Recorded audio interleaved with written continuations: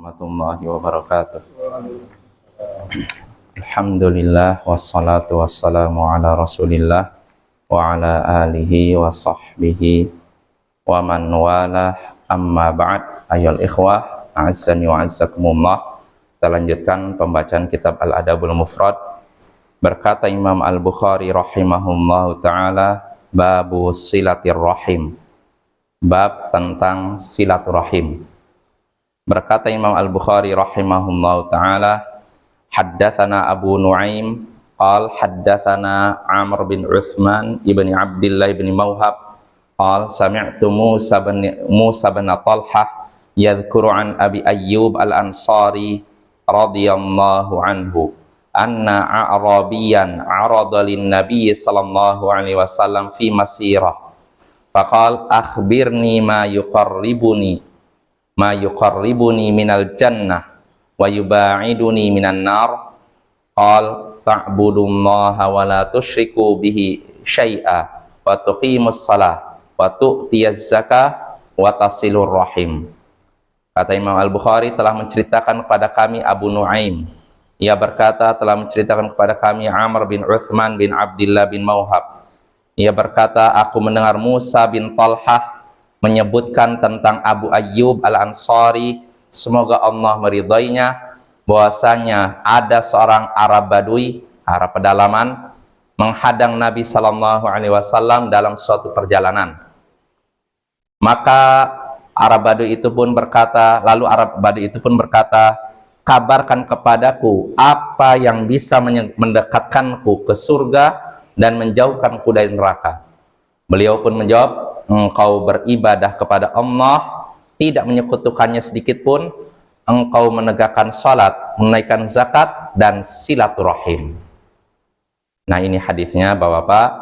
Jadi hadis ini dari Abu Ayyub al-Ansari, dia menceritakan bahwa Nabi SAW, bahwa suatu hari seorang Arab pedalaman, Arab Badui, menghadang Nabi SAW dalam perjalanan beliau. Nabi berjalan lalu dihadang, atau dia menampakkan dirinya menghadang Nabi, menghadang perjalanan Nabi, lalu dia bertanya, kabarkan kepadaku apa amalan yang mendekatkanku ke surga dan menjauhkanku dari neraka. Apa itu amalan yang bisa mendekatkanku ke surga dan menjauhkanku dari neraka? Beliau pun menjawab, engkau beribadah kepada Allah, tidak menyekutukannya dengan apapun, tidak menyekutukannya sedikit pun, lalu engkau menegakkan salat, menunaikan zakat, dan silaturahim, menyambung hubungan kekerabatan. Nah, ini hadisnya Bapak-bapak. Dari hadis ini kita bisa mengambil beberapa pelajaran. Di antaranya pintu mendapatkan ilmu yaitu dengan bertanya. Pintu untuk mendapatkan ilmu yaitu dengan bertanya. Kalau kita ingin mendapatkan ilmu, ya di antara caranya dengan bertanya. Seperti Arab Badui tadi, Nabi sedang berjalan, dia hadang lalu bertanya, wahai Nabi apa? Nah, ini termasuk salah satu cara kita mencari ilmu yaitu bertanya. Ya, jangan malu bertanya, ya, karena kalau kita malu bertanya, kita tidak dapat ilmu. Makanya kata para ulama, la yunalul ilm mustahin, la yanalul ilm mustahin wala mustakbir. Tidak akan dapat ilmu dua jenis orang, dua golongan orang. Orang yang malu dan orang yang sombong.